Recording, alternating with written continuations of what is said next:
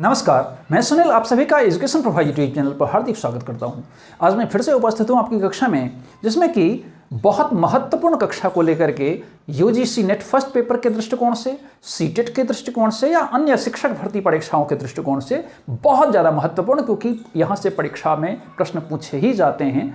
तो हम बात कर रहे हैं विभिन्न जो पद्धतियाँ हैं, शिक्षण पद्धतियाँ हैं, उसमें अध्यापक केंद्रित पद्धतियाँ होती हैं, मिश्रित पद्धतियाँ होती हैं और फिर शिक्षार्थी केंद्रित पद्धतियाँ होती हैं।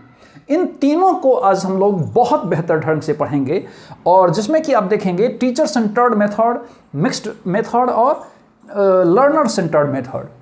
इसमें ये जो आपके पद्धतियाँ हैं, तीनों जो हैं, ये आप ऐसा कह सकते हैं कि एक जो पहला शिक्षक केंद्रित है वो शिक्षकाधारित होता है, अर्थात शिक्षक उसमें प्रमुख होते हैं। दूसरा जो होता है वो मिक्स्ड होता है। मिक्स्ड का मतलब यहाँ पर शिक्षार्थी और शिक्षक दोनों के सहमेल से होता है। ऐसी पद्धतियों का हम यहाँ पर निर्माण करते हैं। और तीसरा जो होता है वो शिक्षार्थी अर्थात लर्नर सेंटर्ड होता है, जिसमें कि यहाँ पर शिक्षार्थी ही प्रमुख होता है। दूसरे शब्दों में हम इसको अगर करें तो अध्यापक केंद्रित जो पद्धतियाँ होती हैं वो बड़े समूह के लिए बहुत ज़्यादा कारगर होता है। दूसरा जो यहाँ पर मिश्रित होता है वो लघु समूह या छोटे समूहों के लिए ज़्यादा कारगर होता है। और जो शिक्षार्थी केंद्रित होते हैं वो क्या होते हैं, तो यहाँ पर निजीकृत या बहुत ज़्यादा इंडिविजुअल्स के लिए ज़्यादा महत्वपूर्ण होता है, ऐसा हम कह सकते हैं। तो इसका हम बारीकी से एक एक करके हम देखेंगे। तो सबसे पहला है शिक्षक केंद्रित में कि व्याख्यान अर्थात लेक्चर मेथड। आप सभी लोग जानते होंगे कि लेक्चर मेथड जो होता है वो बड़ी कक्षाओं के लिए तो ज़्यादा महत्वपूर्ण होता है, लेकिन छोटी कक्षा के लिए महत्वपूर्ण नहीं होता है। क्यों? क्योंकि यहाँ पर जो भी चीज़ों को पढ़ाया जाता है वो व्याख्यान के माध्यम से पढ़ाया जाता है, अर्थात यहाँ पर सिद्धांतों को महत्वपूर्ण स्थान दिया जाता है। तो चूँकि सिद्धांत जो आते हैं वो बड़ी कक्षा में ज़्यादा प्रमुख होते हैं, और उन सिद्धांतों के बारे में जो बड़ी कक्षा के जो बच्चे होते हैं वो ज़्यादा समझने की कोशिश करते हैं। यहाँ पर इसी के कारण से यहाँ पर सिद्धांतों को यहाँ पर ज़्यादा प्रमुखता दिया जाता है, और व्याख्यान के थ्रू, भाषण के थ्रू एक प्रकार से यहाँ पर पढ़ाने की कोशिश की जाती है। फिर व्याख्यान एवं प्रयोग प्रदर्शन मेथड, जो कि यहाँ पर होता क्या है कि जैसे कि हम यहाँ पर व्याख्यान तो दे ही रहे होते हैं, मुख्य रूप से प्रयोग प्रदर्शन विधि जो होता है वो छोटी कक्षाओं के लिए बहुत ज़्यादा फेवरेबल होता है। लेकिन यहाँ पर दिया हुआ है कि जब हम केवल व्याख्यान अर्थात सिद्धांतों को आधारित जब हम भाषण करते हैं, लेक्चर देते हैं, तो वो व्याख्यान हो जाता है। उसी व्याख्यान के थ्रू, उसी सिद्धांतों को पढ़ाने के थ्रू, उसी व्याख्यान देने के क्रम में जब हम प्रयोग प्रदर्शन अर्थात श्यामपट्ट का प्रयोग कर लिए, किसी चार्ट का प्रयोग कर लिए, किसी कठिन चीज़ों को लिख करके उसको बताने का प्रयोग कर लिए, उसी को उसको चित्रांकन के माध्यम से उसको समझाने की कोशिश कर लिए, तो वो ही जो पद्धति होती है वो कौन सा पद्धति, तो व्याख्यान प्रयोग प्रदर्शन विधि कहलाती है। अब समूह शिक्षण यहाँ पर मतलब समूह शिक्षण से ये है कि ये जो समूह शिक्षण होते हैं वो एक शिक्षक पर आधारित नहीं होता है, दो या अधिक शिक्षकों पर आधारित होता है।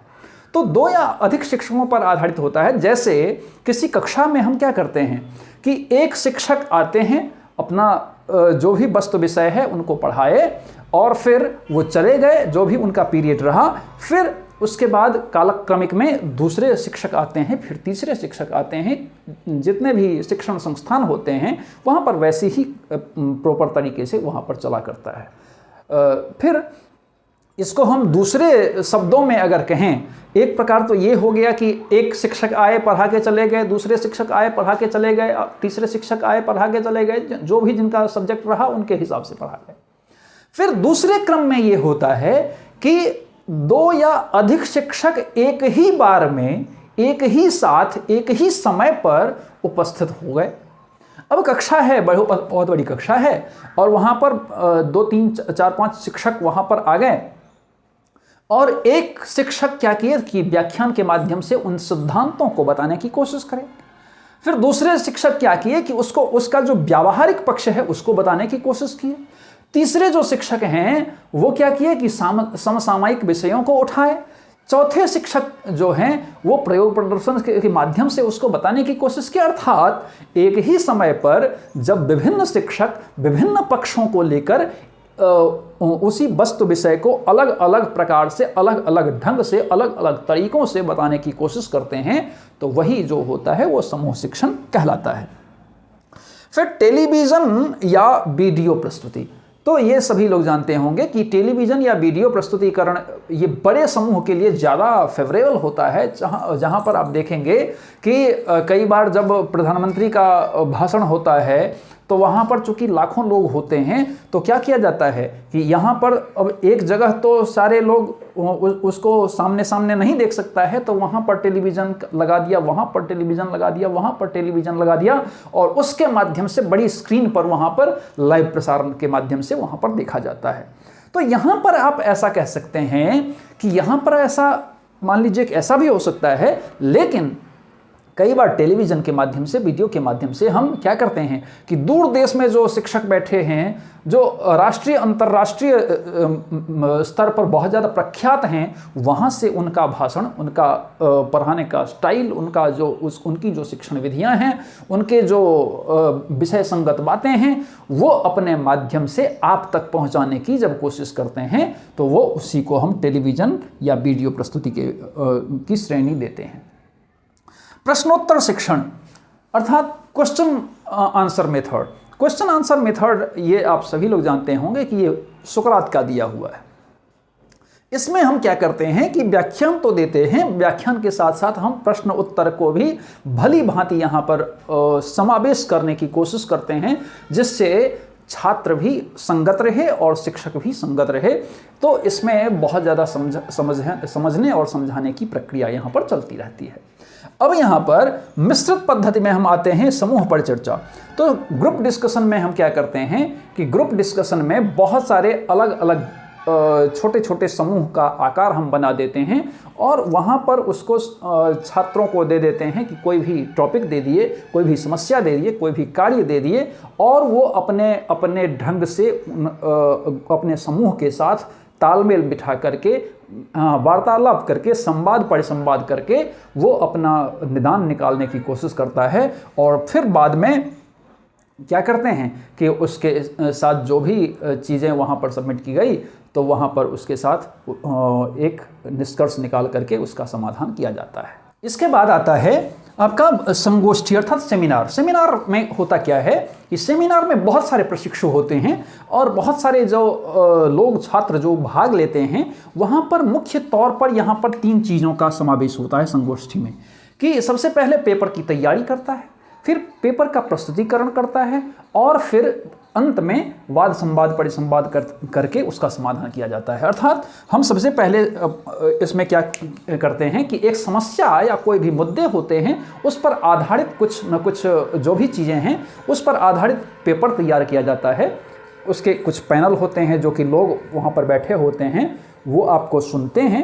आपको जब पेपर प्रेजेंटेशन करते हैं तो पहले आप पेपर तैयार करते हैं, सबमिट करते हैं और उनके सामने फिर सबमिशन के बाद आप क्या करते हैं, वहाँ पर जा करके आप पेपर प्रेजेंटेशन करते हैं।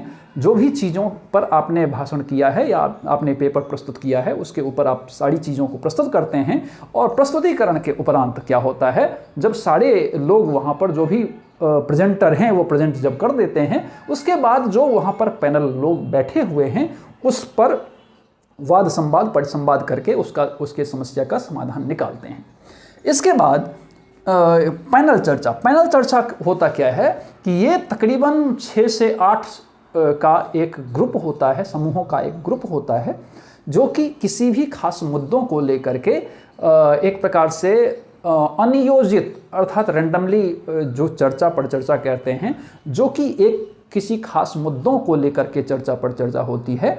और जब जो भी अपने ग्रुप में डिस्कशन होता है, जो भी ग्रुप में बातें सामने आती हैं, वो क्या होता है अपनी अपनी अलग अलग प्रकार की सोच के माध्यम से एक सामने बात आती हैं और उस पर एक निर्णय प्रस्तुत किया जाता है। इसके बाद यहाँ पर क्या है कि पैनल चर्चा मैंने बता दिया। इसके बाद आता है आपका मस्तिष्क झंझावाती। ये थोड़ा सा झंझावाती, थोड़ा समझने में समय लगेगा, लेकिन खैर कोई बात नहीं, आप समझते होंगे। ब्रेनस्टॉर्मिंग, अर्थात मस्तिष्क झंझावाती या ब्रेनस्टॉर्मिंग उसको कहा जाता है, जो कि एक समूह होता है और उन समूह में एक समस्या पेश की जाती है।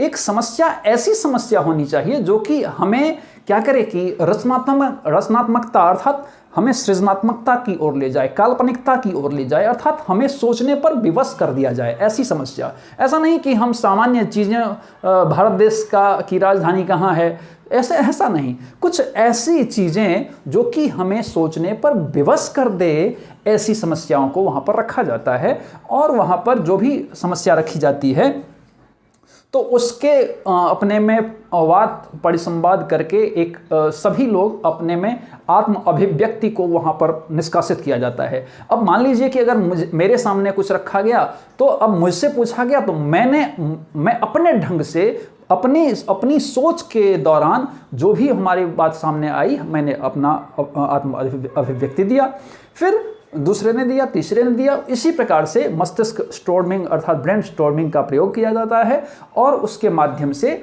हमें एक प्रकार की सृजनात्मकता की ओर पेश किया जाता है और जो भी समस्या का समाधान होता है वो, अगर मान लीजिए कि हमने सही किया या गलत किया, तो उसका एक जो पैनल होता है वो उस पर समीक्षा करके उसके निर्णय पर पहुंचता है।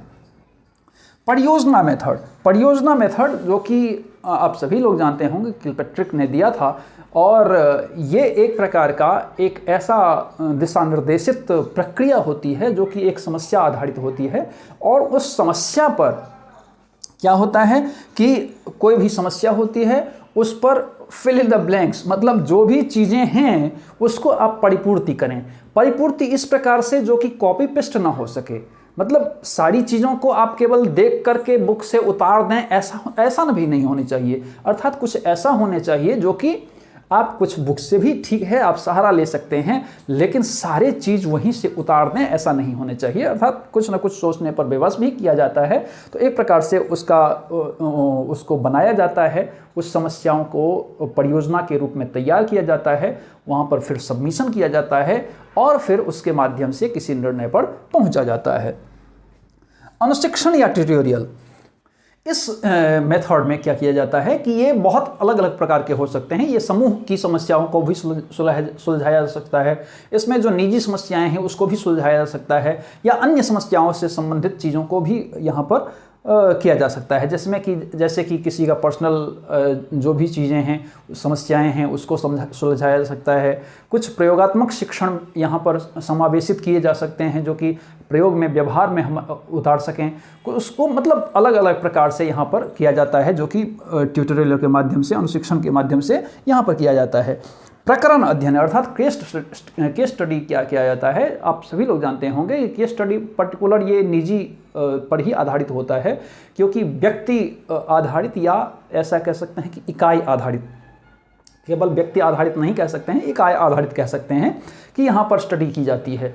अर्थात जो भी हमारी इकाई है, जिस भी चाहे वो एक के लिए हो या अनेक के लिए हो, उसमें किसी संस्था विशेष के लिए हो या किसी एक व्यक्ति के लिए हो, उसके संबंध में सारी चीज़ों को दिशा निर्देशित किया जाता है, उसके बारे में सब कुछ देखा जाता है, जाना जाता है, समझा जाता है, और समझने, जानने और सोचने के बाद उस पर एक निर्णय प्रस्तुत किया जाता है कि इसकी समस्या कहाँ पर, अर्थात इसके कारण को सबसे पहले यहाँ पर ढूंढा जाता है इसके स्टडी में। फिर पात्र अध्ययन अर्थात रोल प्लेइंग में क्या होता है कि ये एक प्रकार का अभिनय मेथड है कि आप जो भी चीज़ें हैं, बहुत सारी चीज़ें ऐसी हो जाती हैं जो कि जिसमें कि ऐतिहासिक चीज़ें हो सकती हैं, जिसमें कि साहित्यिक चीज़ें हो सकती हैं, जिसमें कि बहुत सारे अलग अलग प्रकार के जो मुद्दे होते हैं वो हो सकते हैं। तो ऐतिहासिक भी हो सकता है, वो एकदम वर्तमानिक भी हो सकता है, भविष्यकालिक भी हो सकता है, बहुत अलग अलग प्रकार की समस्याएं यहाँ पर ली जा सकती हैं, जिस पर हम क्या करते हैं कि कुछ ग्रुप बना देते हैं और ग्रुप को हमें क्या करना है, उन चीज़ों पर उसको रोल प्ले करना है। अर्थात सबका अभिनय बटा हुआ है, सबको पार्ट बटा हुआ है कि तुम्हें ये इतना पार्ट तुम्हें करना है, इतना पार्ट तुम्हें करना है, इतना पार्ट तुम्हें करना है। जिस प्रकार से, ठीक उसी प्रकार से जिस प्रकार से किसी फिल्म में हम देखते हैं कि कोई भी एक जो हीरो होता है, जो हीरोइन होती हैं, या फिर जो अलग अलग प्रकार के उसमें सम्मिलित लोग होते हैं, उसके अलग अलग प्रकार के रोल दिए जाते हैं और उस रोल को वो प्ले करता है। तो किसी भी खास मुद्दे को लेकर के एक कहानी बनाई जाती है और कहानी के माध्यम से उसका रोल प्ले होता है। तो उसी प्रकार का ये भी पात्र अभिनय यहाँ पर हमारे अध्ययन के हिसाब से वहाँ पर किया जाता है। तो मुझे लगता है कि यहाँ पर आप ये समझे होंगे। फिर सुपुर्द नियत कार्य या अभिहस्तांतरित कार्य, जिसको कि हम असाइनमेंट कहते हैं। असाइनमेंट यहाँ पर इसका मुख्य उद्देश्य क्या होता है कि जो भी हमें कार्य दिया गया है उसको सुपुर्द किया जाता है और उसको हम असाइन करने, अर्थात उसका निर्माण करके हम क्या करते हैं, तो प्रस्तुत करते हैं, अपने लिखित कार्य के माध्यम से प्रस्तुत करते हैं। कार्यक्रम अनुदेश, प्रोग्राम इंस्ट्रक्शन, इसमें क्या करते हैं, ये एक प्रकार का क्रमाधारित शिक्षा निर्देश होता है जिसके माध्यम से हम सब कुछ क्रमाधारित करते हैं, क्रम में करते हैं, स्ट्रक्चर्ड वे में करते हैं। और ये हमें सोचने पर विवश करता है, हमें मतलब वाद संवाद परिसंवाद करने की स्थिति पैदा करता है। ये सब सारी चीज़ें इस कार्यक्रम अनुदेश में होता है। फिर कंप्यूटर आधारित शिक्षण में क्या होता है कि हम कंप्यूटर का आधार लेकर के हम शिक्षण व्यवस्था में प्रस्तुत करते हैं। इसमें हम अपनी गति से, अपनी लय ताल से हम सीख सकते हैं। इसमें हम खुद से जैसा हम चाहें, जितने हम फास्ट चल सकते हैं या फिर जितने हम स्लो कर सकते हैं, वो सारी चीज़ें को यहाँ पर परिपोषित किया जाता है। तो हम इसके माध्यम से अपने खुद के गति के माध्यम से हम कंप्यूटर आधारित शिक्षण यहाँ पर करते हैं। फिर परस्पर संवादात्मक वीडियो, परस्पर अर्थात क्या होता है कि परस्पर संवादात्मक वीडियो के माध्यम से क्या होता है कि हम किसी भी चीज़ों को अपने हिसाब से हम सीखते हैं। जैसे कि मान लीजिए कि अभी हम पढ़ा रहे हैं, तो हम पढ़ा रहे हैं, तो आप अगर मान लीजिए कि एक बार में आपने नहीं समझा, उसको आप दोबारा, तिबारा, चौबारा आप अगर उन चीज़ों को, वीडियो को फिर से रोक के या फिर से आप उसको प्ले करके आप देखेंगे, तो आप बार बार उन चीज़ों को देखते उन चीज़ों को समझ जाते हैं। तो ये क्या होता है कि परस्पर संवादात्मक वीडियो के हिसाब से। फिर परस्पर संवादात्मक में एक चीज़ और भी आता है कि जैसे कि आपने वीडियो देखा और अगर आप घर पर हैं तो किसी से भी आप उसमें परस्पर वार्ता भी कर सकते हैं, जिसमें कि इसमें एक चीज़ और भी होता है परस्पर संवादात्मक वीडियो में कि जो लाइव प्रसारण होता है, जो लाइव प्रसारण केवल नहीं, जैसे कि आपका बहुत सारे टूल के माध्यम से जब हम शिक्षण करते हैं तो वहाँ पर आप अपने चैट के माध्यम से हम तक आप पहुँचते हैं और आप हमें पूछते हैं, हमें जानते हैं कि ऐसा कैसे हुआ, अपने प्रश्न आप भी पूछते हैं, हम भी आपको उसका उत्तर देने की कोशिश करते हैं। तो ये परस्पर संवादात्मक वीडियो के माध्यम से हम सीखते हैं। फिर मुक्त अधिगम, मुक्त अधिगम में क्या होता है कि कभी भी इसमें ये नहीं रहता है स्ट्रिक्ट मतलब ये कुछ नहीं होता है कि आपको इतना सीखना है, आपको इतना करना है, आपको ये करना है, आपको वो करना है, आपको कक्षा में ये ऐसा करना है, आपको वैसा करना है, कुछ नहीं होता है। इसको हम अपने माध्यम से हम सीखने की कोशिश करते हैं कि हम जब भी हमें समय मिले, जब भी हमारी स्वतंत्रता है, जब हमें मन किया, उसके माध्यम से जब हम वहाँ पर सीखे तो वो मुक्त अधिगम के माध्यम से वो होता है। फिर सतत अर्थात सिमुलेशन, इसको प्रायः शिक्षण विधि के अलावा हम प्रशिक्षण मेथड भी कह सकते हैं, क्योंकि इसमें होता क्या है कि ऐसी परिस्थितियाँ क्रिएट की जाती है जो कि वहाँ पर सीखने पर विवश किया जाए। जैसे मान लीजिए कि अगर कोई भी पायलट बनता है, तो पायलट बनता है तो उसको कृत्रिम चीज़ों को वहाँ पर रखा जाता है और कृत्रिम उन चीज़ों की बनावट परिस्थितियाँ पैदा की जाती है जिसके माध्यम से वो पायलट वो कैसे किस प्रकार से विमान को उड़ाना सीखता है, वो सब सारी चीज़ें वहाँ पर क्रिएट होती है। तो वो एक प्रकार से प्रशिक्षण में ये सब चीज़ काम करता है। फिर आता है आपका अनुमानी, अर्थात जिसको कि हम अन्वेषण या ह्यूरिस्टिक मेथड कहते हैं। तो इसमें आप सभी लोग जानते होंगे कि ये खास किसी सब्जेक्ट या खास किसी समस्या को लेकर आधारित होता है, जो कि इसमें मुख्य तौर पर जो शिक्षार्थी होता है वो खुद से वो देखने की कोशिश करता है कि ऐसा कैसे होगा, किस प्रकार का होगा, वो करने के क्रम में करता है। मतलब जो भी चीज़ें उसको करनी है वो खुद से ही सोचता भी है कि कैसे करना है। एक बार फेल हुआ, दूसरे बार फिर से करता है कि नहीं इस विधि से नहीं हुआ तो दूसरे मेथड से हम कैसे कर सकते हैं। अर्थात वो खुद ही अपने आप में वो उसमें इतना तल्लीन हो जाता है, इतना वो अनुभव करता है कि अपने अनुभव के ही माध्यम से वो सब कुछ सीख लेता है। ऐतिहासिक खोज विधि, ये मुख्य तौर पर ऐतिहासिक चीज़ों से, मतलब जैसे कि ऐतिहासिक से नाम ही स्पष्ट है कि ये पुरानी बातों को, पुरानी समस्याओं को खोजने पर या ज़्यादा प्रस्तुत करता है, जिसमें कि इसमें ह्यूरिस्टिक मेथड में हम ऐसा करते हैं कि जो वर्तमान चीज़ों को खोजने की कोशिश करते हैं। लेकिन ये भी एक प्रकार का वही मेथड है, लेकिन हम इसमें पुरानी चीज़ों को, पुरानी समस्याओं को वहाँ पर खोजने की कोशिश करते हैं और वहाँ पर अपने मेथड के द्वारा, अपने करने के माध्यम से या अपने अनुभव के माध्यम से यहाँ पर हम सीखने की कोशिश करते हैं। तो मुझे लगता है कि आप बेहतर ढंग से इन चीज़ों को सीखे होंगे और इसी प्रकार से पढ़ने के लिए आप एजुकेशन प्रवाह यूट्यूब चैनल को सब्सक्राइब कीजिए, लाइक कीजिए, शेयर कीजिए, कमेंट कीजिए और साथ ही बेल आइकन को जरूर प्रेस कीजिए ताकि आपको आने वाले सभी वीडियो मिलती रहे। धन्यवाद।